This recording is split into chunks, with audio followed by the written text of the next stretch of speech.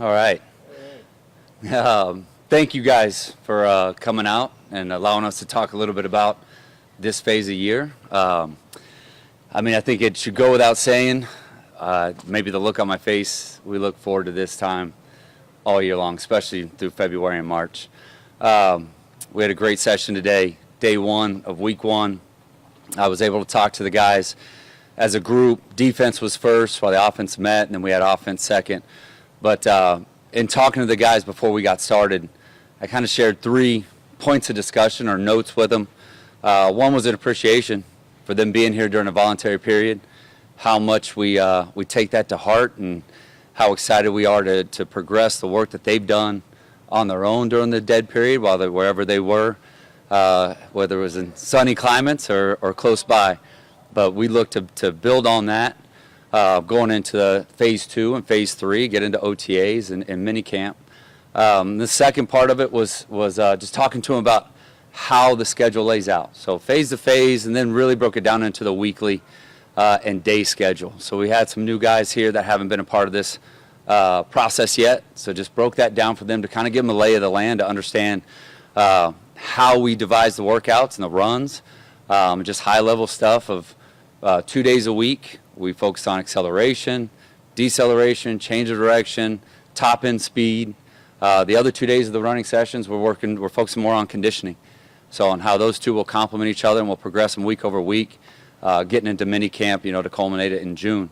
And then the same thing, just talked about how the lifts will start, the foundation phase in the weight room, how we'll progress those in 2 separate phases to get us to the end of June. Then the third thing I talked to them about to finish it out before we got moving today was what our mind frame was in here when we ran, in the weight room, and then to carry it throughout the building was earn the right. So we've got a big screen as you enter the weight room, and each year I try to put a message on there. And this year what stuck with all of us as a strength staff was earn the right. We've been fortunate with the Ravens to earn a lot along the way, and this year it's all about earn the right. And it's up to them to decide what that right is. So is it earn the right to start fast, to finish games, to play winning football, to earn the right for one more rep, one more set, whatever that is. So we're taking that as kind of our stance from a mental and perspective standpoint to start this phase 1 and hopefully grow it, get into a training camp, and then a successful 2025 campaign. So with that, I'll open it up to questions. Anything different this year that you kind of added, especially in phase 1, based off of anything from last year that you decided to change up? Yeah, foundationally, the phase from last year and then the year prior, it is the same in what we're working on. Now, tools and toys that we've added along the way, we have done that. There's a cool down the way here in the indoor. There's a cool OHM machine. It's an isokinetic machine that allows us to get real-time data on their force output, whether they're doing heavy work or speed work. So that's a tool we've put into play in the weight room. We integrated it last year, being more comprehensive with it this year with a perch system that will measure the bar speed. And again, it's all in the notion of giving the athlete real-time feedback for whatever we're trying to do in that day. If they need to move the bar faster, we've got it on the iPad. If they're moving it too fast for whatever strength quality we're trying to get out of them, we know that we can add more weight and slow it down and talk to them about the why. So it's kind of exciting to add those new toys, in here and in the weight room, but still keep the foundations the same. Can you use that kind of technology during the pre-draft process? I don't know how involved you are, but you hear teams bringing guys in and maybe getting a better sense of where they are strength-wise, athletic-wise. Absolutely. In our scouting department, I'm a biased opinion up here standing in front of you guys, is the best in the business. And so what they'll do is we'll bring in top 30 guys and we'll sit and visit with them. We won't put them through any of the assessments in here during that time. We'll take a lot of their data from their pro days and combine numbers, and then utilize that if they're UDFA or if they're a draft pick, and then we'll be able to implement that with our system when they come in. When they bring in free agents, do they ever inquire about the weight training that you have here? Yes, yeah. That's been a big thing over the last, I'd say, 5+ years, is when you're getting free agents now, they're looking at the whole picture of the building, right? It's not just, contract's a huge part of it, but they're looking at your training room, your weight room, how you operate in those rooms, because they're looking at the entirety of the package as they're in that free agent process, and that's been big. Let's say over the last 3 years, it's really come into play. When we bring in free agents, prior to signing, they're on their visit, we'll talk to them about how we train, historically who we've worked with that may be similar to them. Maybe it's at that point in their career, position-wise, but that we've become much more comprehensive in that regard. I know year 1 to year 2 is often seen as a critical year for body kind of transformations. These guys get acclimated to the NFL. Mm-hmm. Specifically to Nate Wiggins, what did you see from him in the weight room this past season, and then what hopes do you have for him this offseason? My hope for Nate is to continue the trajectory, the vertical trajectory the kid's already on. You guys see it on the field. He is a physical freak in his ability to go display his attributes out on the field.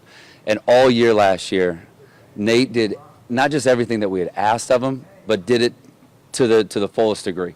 And I think you saw that as a young kid coming in, young body, right, young mind, and you saw how he was able to play all 17 games and in the playoffs and play at a high level. So I'm excited for Nick that as we go into year 2, you'll see even more physical maturation, especially coming out of year 1. You have a lot of draft prep. So you have a lot of, in that process, in the February and the March, they're doing a lot of really, their drills and their training sessions are really centered around what they're going to do in Indianapolis, right? So what we're now, and then that's to your point, Ryan, is when we worked through the season last year and we get into now this offseason, moving to this year, now we can work more specifically to his game and playing football. So I'm looking forward to his step he'll make from a physical standpoint. Scott, Scott, obviously. how have you seen the program overall just evolve in your time being here and taking over the leadership role? How has this program evolved? Yeah, fortunately, I'm truly blessed to see the evolution over the last couple of years of you've got this time of the year, then you've got training camp, you've got in season, and the buy-in that the players have allowed us to have in their daily routine and let us truly kind of step into their world and say what we're trying to do in here, whether it's in the indoor or in that weight room, is to help you be the best version of yourself. So when we've evolved, that's allowed us to get more detailed with the guys, because as we're working, in training camp, we got 90. So, we divide and conquer. Fortunately, I'm very blessed to have a great staff in that regard. Just to, now that I'm talking about it, and I'll come back to your point, Ron Schrift, Kevin Hartman, Kalen Buskey, Anthony Watson have been with me the whole time. And so with that buy-in, we're able to get more detailed. Now, I brought up the fun tools and toys, but now we've got the dialogue that each year I feel like we've gotten even better, and we still have room to grow in helping individualize their program to progress them. Obviously, the spring's huge, but in training camp and throughout the season. Scott, related to that, but more specifically, injury prevention is so massive for NFL success. The team had a very healthy season last year, but over the last few years, because that was a major topic a few years back with injuries. Where do you think, as an organization, from a strength and conditioning standpoint, that you've made strides that maybe have meshed with seeing fewer injuries? Whether it's ramping up more slowly, whatever it might be. Where do you guys think that you've made some progress that you've seen that kind of decrease in injuries? Yeah, that's a great question, and we have been fortunate in that regard. And I always remind anybody that allows me to talk, and we get on this subject is, you got to have great preparation, and whatever each team or each weight room's preparation is, you got to have great preparation, and that's got to be matched with great luck. And I truly believe over the last couple of years we've seen both of those come together. At the end of the day, it's a very physical game. Things do happen that are outside of your control, and we've been fortunate to avoid those. And if we haven't, incurred those situations, they've been more on the short-term side of things, where we've returned guys to play. But I think it comes back to just the point prior to this, with the buy-in of the players, and we're able to individualize kind of their structure of either their lift or their run. That's part of the preparation process. And then I think we've had a great turnout over the past couple of years, and this year included, of this phase. And I truly believe this phase is the foundation of which training camp the whole year is predicated on. So I think those are kind of two things that I hang my hat on that's allowed success, and obviously you got to pray for the best with the rest. Scott. What was it like having Derrick Henry here last year, and did you adopt anything from what he does and incorporate it into what you guys do? Yeah, actually, so having Derrick in is incredible. And I'd say the most fun was Derrick. He stayed around after the season for a couple weeks before heading back down to Dallas. And talking to him even more at length, through the season, as you guys probably saw, Derrick's a pro.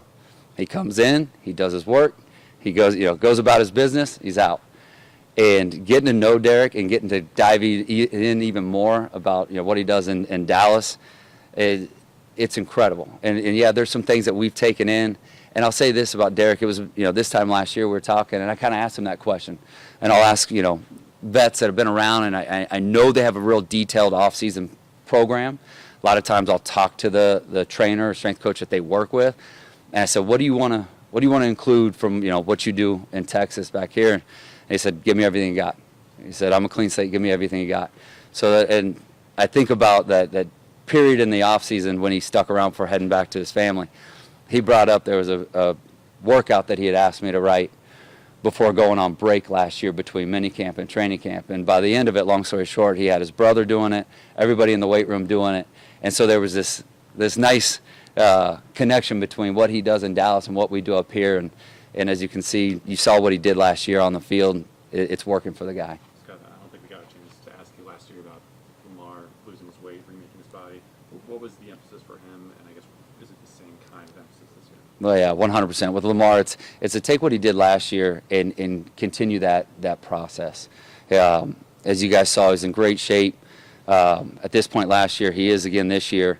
And then we want to just lay down some lean muscle tissue as we got into the season. And you saw that as we got into the season, he was up a few pounds and then played at that MVP caliber level. Obviously, if I had a vote, I know what I would have voted. But that's the plan for this year as well. Are there any general benchmarks that you look to hit this early on in the process? In terms of what? I mean, just each phase. Oh, yeah, of course. Yeah. So benchmarks. So in the weight room, what we're looking to do is this is called our general preparation phase. So we'll break it up in 2 4-week blocks. And it'll progress in each 4-week block, week over week. But this first phase, this first 4 weeks, we're looking for symmetry. So no matter what they have done or not done, in the last couple months on their free time, we're looking to balance out right to left, front to back. So quad to hamstring, right leg, left leg. So we're looking to kind of rebalance everything out, essentially pour the foundation. Then as we get into that next 4 weeks, we get into OTAs and a minicamp. That's when we'll get into our power phase.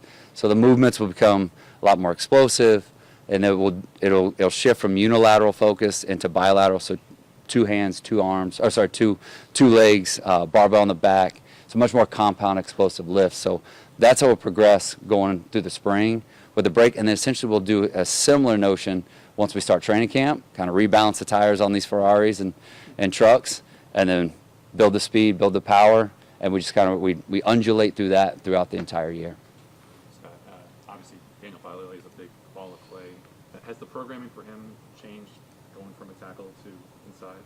Yes, and the program is for him it's evolved, but it's always been the same. Daniel's such a big, strong, and mobile guy. So as we've worked with Big Dan, it's to get him to unlock that next level that he's got into dominating every time he steps out on the field. And you guys saw it this year, having the opportunity to start and play. Every offensive series of every game this year, you saw how much better he got. So in the weight room, we're tailoring his ability to do that from a physiological standpoint. All good? All right. Good. Thank you, Scott. Thank you.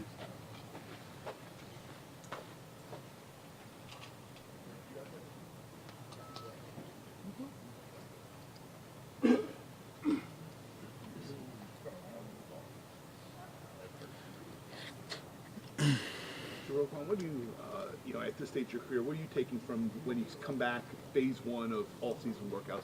What's kind of your big takeaway from this phase? Yeah, honestly, I think first and foremost, just like being around the guys who you truly care about, being back around the game that you truly love, and obviously knowing that things didn't go the way you want them to go the last outing. So it's about improving on that. And then, also coming in and getting great work from Scott and his staff. Normally follow their plan anyway throughout the offseason, but it's pretty cool when you be able to get to work with the guys also out on the field. So it's just something that I enjoy. How have your off seasons evolved from maybe your first couple of years in the league to now? I mean, do you feel like you just have a much better idea of what you need to get done to be ready to play? Yeah, absolutely. I think experience is the best teacher in life, and I think at this point in my career now, it's kind of crazy. Like thinking back, I still remember my first OTA, just a wide-eye rookie in a sense, and you're just like saying, "Oh, what do I expect?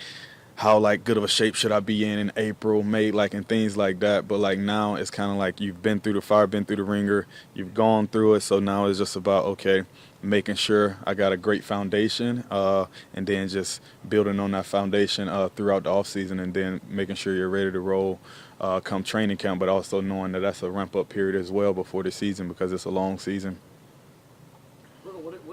What do you look to accomplish during this time, along your kind of what you're talking about there? What do you want to accomplish during this time of calendar? I think there's a lot of things that can accomplish throughout this time, and for myself personally, throughout this 8-week program, get stronger, get in better shape, create a better bond with my guys, just enjoy Maryland for what it's worth, and just be around the people, be around the building, enjoy all the free food, stuff like that. So I would say a lot of those things, and just happy to be here. Roquan, you talked about trying to work on getting that bad taste out of your mouth. How long does it take to kind of turn the page from how last year ended to moving, looking forward to what's next? Yeah, absolutely. I think you just have to use the letdowns, in a sense, as motivation and fuel for your fire. And I think, honestly, it's different for each and every person. But for myself, I would say, there's a sour taste in your mouth until you're able to actually play another game, and because you can go against your guys and things like that, but it's different when you're actually trying to unleash on someone else, in a sense. So I think it'll always be there, and you just got to use it as fuel until we're able to line it up and scrap it up later in the year. Ro, how do you assess your season individually last year? What do you want to take from that and say, all right, this is where I need to improve, or that was great? What did you take away? Yeah, a lot of ups and downs last season. First and foremost, from the defense perspective, didn't start the season the way we wanted to start, including myself, with certain games and things of that nature. So, just having that motivation and knowing that you don't want the season, something you're able to control, to start out this way, and that's something that we all can control and build on right now in this moment. So it's about doing that, making sure we're in the best possible shape, but also making sure that we're mentally there and ready to go through the ringer or whatever the case may be, and just having a tighter bond, even though it was really tight despite the adversity that we faced throughout the season last year. Not a single person, dropped their head, looked for a way out. So just building on that, and just hitting the ground running. And for myself, just improving, just being better. All pros, this, that, all that stuff is fine, but it's about getting hardware, and that's something you accomplish as a team. So that's more of what I want, because all the individual accolades, that stuff will come once you're successful as a team. Roquan, you mentioned the bond. How important is this time period in building chemistry and just reconnecting? Yeah, no, I think this time period is amazing for actually building a better relationship with the guys, and going through the different workouts and things like that. When you see your guy tired next to you, and you're tired as well, but it's about, that's how you create that thick bond amongst each other, just knowing we're going through the ringer together, and it's not just a one-sided thing. And it's about okay, if we're going to truly be a brotherhood, it's about fighting through it together and overcoming it as well. It's just what message you think that sends, you being a vet and someone that's far along in your career, that you're here during this optional period to get to work in with the guys? What do you think that says to everybody here? Yeah, I'm not quite sure what that says to people. I just know it's more so about how I feel and how I do my thing, and how I enjoy being here, enjoy working with the scrim staff here, how I enjoy being around the guys here, and just being able to blessed enough to be on a team to like be able to do something that I truly love. And like when I think about it from like that perspective, that's more than enough like motivation for me to get my butt up and come up here. It's like, yeah, I can be doing a lot of different things, but at the end of the day, I still will be training. And like it's awesome to be able to train here with like great people. So I would say that. We're calling a couple linebackers left in free agency again this offseason, another one to Pittsburgh. Just with Trenton Simpson, you know, he'll get another crack at that starting job next year. What are your expectations for him as he enters year 3? Yeah, first and foremost for those guys that are that's left, you know, very happy for those guys.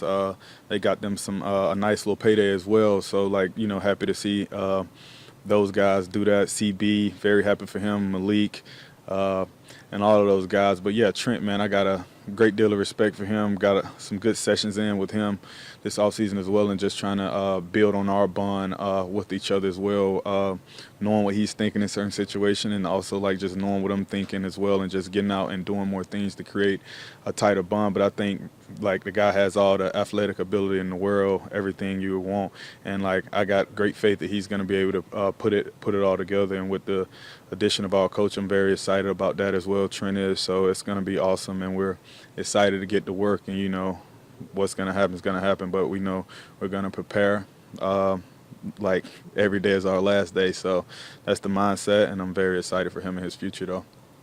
Two more for draft this weekend is said to be a very talented on the defensive side of the ball. Do you give your opinions on what you would like to see the organization do? Do they even ask your ideas? Like, you know, you'll see some guys, maybe some guys from Georgia, or you know, some guys that I may know. But if I'm being completely honest, like when I first came into the league, I was more so in tune with the draft and everything like that. But like, if I'm being honest, like right now, like probably the top guys, but like with no disrespect to anyone, I probably can't tell you the backers, how many backers, like inside backers that are coming out this year, if I'm being perfectly honest, because like I don't really, you know, I try to get away from the game in a sense. I love the game, but it's also about getting away, and then, you know, when the guys get here, that'll be my focus. Then I'll like do my research and see what each and every guy's about. Brooklyn, I think you were on the sideline for a couple of Georgia games this past year.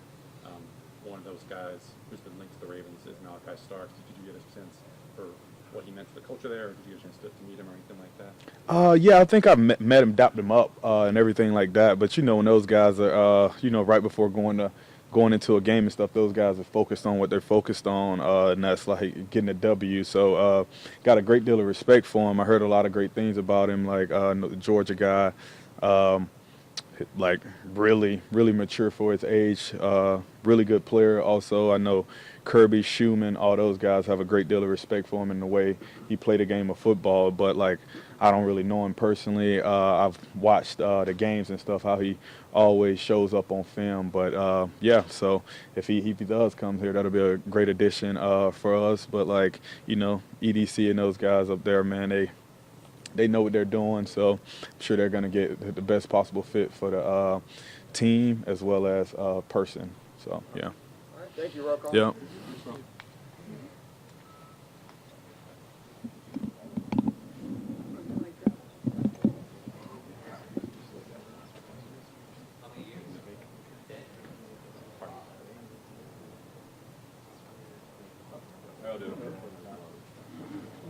How y'all doing? Good. Doing well. I was told to fix this mic. Is that good? Okay. All right. Yep.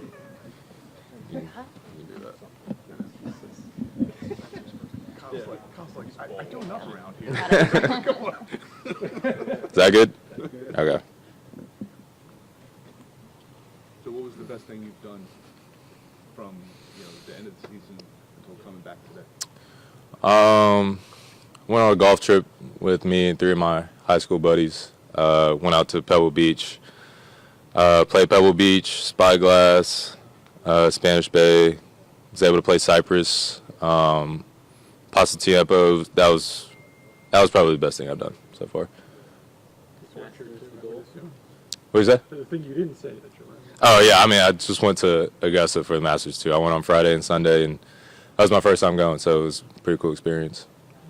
Did Rory hitting it into the creek do this too? Yeah, I was actually sitting on 12 when him and Bryson came up. So we saw Bryson go in the water on 11, and I was walking on 13, and then saw Rory go in the water, and that was I think that's the crazy part about golf. Like, the leader sets the pace for everybody. So, I mean, once he came back to the field, then it got really, really interesting after that. But, you know, he got it done. Career Grand Slam was pretty cool. What does Marlon have to do to get there? Marlon's got to have a talk with God or something to get there. He, you know, he's gotten better. He's always blowing up our group chat about his golf swing and, like, how he can get better and asking me for tips. I was like, I don't know why you're asking me. Like, I'm not the person you should be asking. But he has gotten better. He said he just broke 100 for the first time, 99. So I was like, you're one step closer to the tour. Is it like defense with the secondary group chat, or is there a golf group chat? It's a Marlon, Tony Jefferson, Geno Stone group chat. So, you know, we were once Ravens, but we all got scattered all over the place. But Tony's got the golf bug right now, too, and Geno's been golfing for a while, so we just talk about it from time to time. Kyle, there's been a lot of talk about possible contract extension for you. How much do you know about it? Do you think it's something that could happen, you know, over the course of the next few months? What do you kind of know about a contract? Yeah, I mean, obviously would be my first one, so not too much, but haven't had too many talks about it, to be honest. You know, they're busy, draft stuff and all that stuff going on. I'm not in a big rush, so if it happens, cool, and if it happens this offseason, cool too, but I'm not in a rush to get it done necessarily. Is that something whatever happens, like, is that something you want to have kind of resolved one way or the other, like, before you get into the end of the season? Yeah, I mean, I would like to. I don't really like worry about outside stuff during the season. That's been since high school, honestly, whatever it may be, and this is obviously a different beast. But, yeah, I kind of just want to be able to play football and focus on that. And, you know, if that stuff is going on during the season, then that's what I have agents for. So they'll do a good job with that. But, you know, that's such a hypothetical at this point that I'll just cross that bridge when I get there. How do you approach the offseason now compared to, you know, maybe year one, year two? Established, you know, you've had success in the league. You know, how do you view this time of the year now compared to, you know, being a rookie or second-year player? Yeah, I don't think too much has changed. I mean, rookie year I went back to school, so that was different. But, you know, it's definitely important to take some time off and kind of let your mind and body decompress from the season. Kind of just black out for 6 months there from July till January, February. So you kind of got to chill a lot. I think that's a big thing for me. Just be able to see people that I've grown up with and kind of connect with family and friends and stuff like that. It's huge for me mentally, be able to golf a little bit.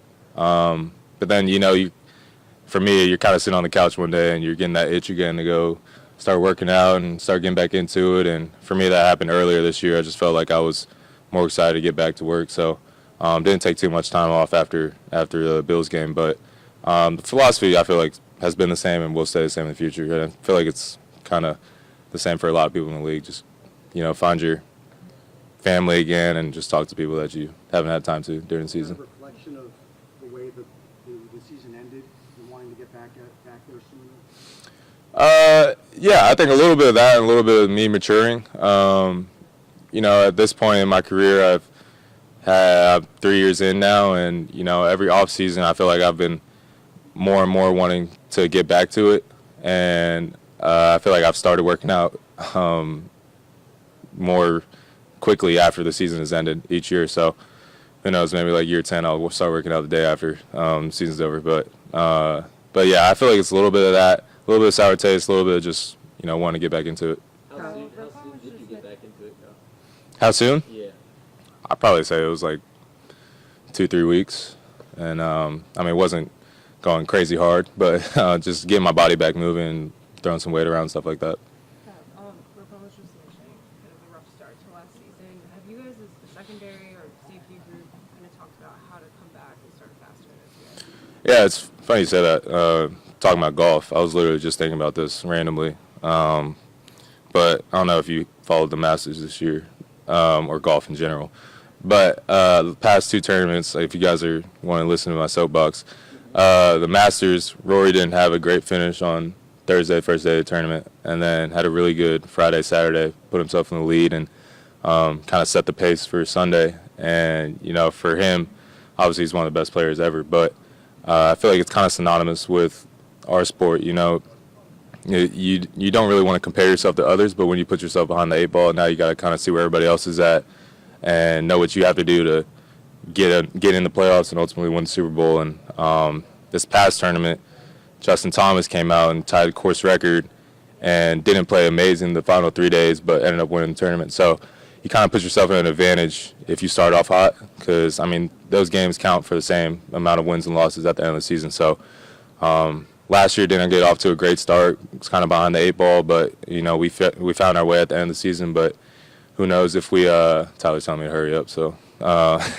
who knows if we started off well, we would have a chance with the 1 seed and stuff like that. So it's important for us this year to kind of, I think it's important that we've gone through that and understand how hard it is to climb out of that hole and how we change that this year. With the draft coming up, your name came up quite a bit at the combine among the safety group as someone that they emulated their game after, someone that they watched.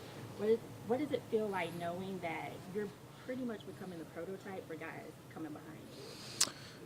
It's kind of weird, honestly. I saw like a couple clips of some guys at the combine saying that, and it's flattering, one. And two, I feel like it's happened so fast because I feel like rookie year was yesterday. And to have people saying that they, whatever it may be, emulate their game or try to pick my game apart to add to theirs, it's pretty cool to hear. And, just hopefully try to continue that trend, and not only just football-wise, but as a person, too. Two more for Kyle, please. Speaking of the draft, there's talk of adding one of the safeties to play alongside next year. Do you plan to watch the draft? What's your thought on adding another safety to play alongside you? I don't plan on watching every pick. It'll probably be on. I'm not going to be like actively watching. Maybe I'll watch when the Ravens pick, but don't really have a huge preference on who they pick or where. They have done a great job before I was even born. So I'm going to let them handle that, and I'm going to play football and do my job. Probably be with my friend Nick Jackson, who played for Iowa. Had a really good pro day, so he'll probably be with him around that weekend. But, I'm not going to be up tweeting about it probably. Kyle, do you have a preference? We all made a big deal about how your role shifted midway through the season. You weren't, you took it as no big deal. You played plenty of deep safety before, but all things being equal, do you have a preference as whether you stay in that kind of a role or going back to much more of the hybrid, play more nickel, play, much more of a Swiss Army knife safety? Yeah, I've gotten that question a lot, and my answer has been the same every time. I really don't care, at all. Whether it's game to game or drive to drive, play to play, whatever it needs to be, I'm more than happy to do it, and I feel like I'm more than capable of getting the job done. So I appreciate the coaches and the staff for entrusting me with all that responsibility, and try to do my best with it and do as well as I can at all those positions. But it really doesn't make a difference to me, and I'm just trying to go out there and make football plays. Thank you, Kyle. Appreciate y'all. Thank you.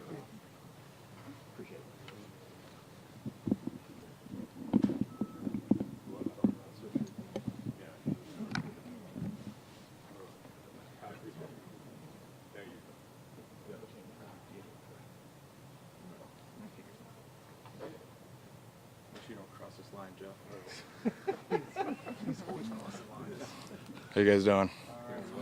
Good. So for this offseason, do you feel like it went faster, slower than last year?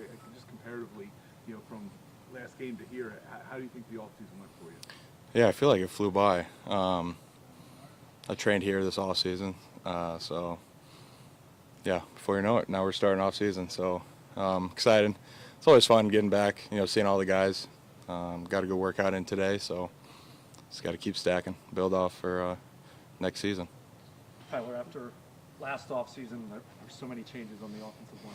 How happy, even if McCary left, but to keep Ronnie Stanley, knowing how important he is at left tackle, how good was that for you to see that, knowing it wasn't going to be another offseason where it was so much turnover? Yeah, it's awesome to have a Ronnie back, a player his caliber. playing at a really high level. He helps our team out tremendously. So, excited to have him back. Obviously, Pat going on to Jacksonville, excited for him, his opportunity there. The more people you can get back, I feel like the better it's going to be. Obviously, there'll be pieces that we add, but we have the foundation. Now we just got to keep building off of that. Tyler, have you had any conversation with the front office about the fifth-year option, which is deadline's coming, along with the potential contract extension? Yeah, no conversations yet, and let my agent handle that. I'm just focused on just becoming as good of a football player as I can be for this team. Just coming in here every day and put my best foot forward and let all the other things take care of itself. Did you take note of the Juergens deal that was signed today? Yeah, I was just made aware of that. He's obviously one of the best centers in the league, a really high caliber player, so excited for him. Is that something you'd like to have, whatever happens, et cetera, have some clarity before the start of the season, just so you can put it out of mind, I guess? Honestly, I'm really not even focused on that right now. That's why we have agents. Neil Cornrich will handle that all for me, and like I said, I'm giving my all to the team right now, and that's my focus, and that's how it should be. You guys have been close throughout your time here, not quite getting to the hump where you want to get to in the Super Bowl. After some reflection, is there any pinpoint you're like, that's what's keeping us from getting where we want to go? Yeah, there's a lot of things that we can get better at as a team collectively. At the end of the day, when it comes down to it, and we're in these big games and those situations, we got to be playing our best football. And obviously, I don't think we did that against the Bills. Just costly turnovers. But at the end of the day, we're right there towards the end of the game to where we have a chance. So, just got to build off of that. Get over that hump, and I'm confident with the group that we have, the guys that we have on this team, and I'm excited to build off of that. Was it emotional for you a little bit, knowing how close you've become when Patrick signed elsewhere and you realize who's no longer going to be back in your locker mate? Yeah. I'm excited for him. Obviously, it's going to be a little different without him. He's helped me tremendously, my first 3 years. But I know he's going to kill it down there, so super happy for him. Tyler, I know most offensive linemen by nature are pretty humble, but is there any kind of new pride in seeing how many teams want to do what you guys have done, what the Eagles have done, and invest in the offensive line so that you kind of have that foundation for the championship level offense, championship level defense? Yeah, I think, games are won in the trenches. I think, defense and offensive side of the ball, you have to have really good players, and you have to play at a high level. You saw in the Super Bowl 2 really good O-lines and D-lines going at it. At the end of the day, it's a tough position. You got to do everything possible to be elite at that position. You got to be obsessed with getting better, and that's what makes a position so fun. So, I think it's not an easy position. It's something that has to be worked on, and the more elite players that you can have at that position, I think the better your team's going to be. Tyler, is key parts of a tush push. Have you and the other linemen been following the debate at all this season? No, is there a debate? Yeah, they're trying to ban it, or some people are trying to ban it. Honestly, I love the play. I'm sure defenses don't, but anytime you can excel and have a high percentage on short yardage, and if that's the play that you go to, then I enjoy the play. So. Last year, last offseason, you guys had to replace 3 starters along the offensive line. This year, it seems like only 1. How important is that continuity along the offensive line to be able to stick with those same 5 guys? Yeah, I think it's big. I think whoever's in there has to play, no matter what, we're expecting to play at a high level. Obviously having Raj step in and, play at a high level like he did last year was super big for us, especially being a rookie. That's not an easy thing to do, especially the guys in our division.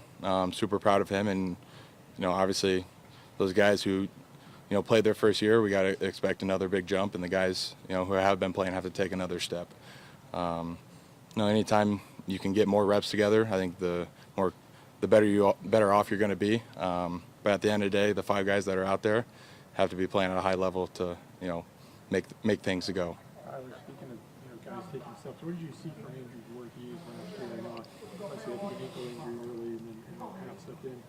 What did you see from him last year, and what are the conversations been in terms of him being in that mix to start there next year on the left side? Yeah, Andrew's a starting caliber player. Obviously, the thing with him, just obviously coming off the knee injury, I think OTAs last year was the first reps he's gotten in like 2 years. So he's just making jumps and jumps each and every day. I thought he played at a high level for the games that he was in, and then obviously dealing with the ankle injury was unfortunate. He's another guy that have the utmost confidence in when he steps in there that he's going to play at a high level. All good? Thank you. Thank you. Appreciate it.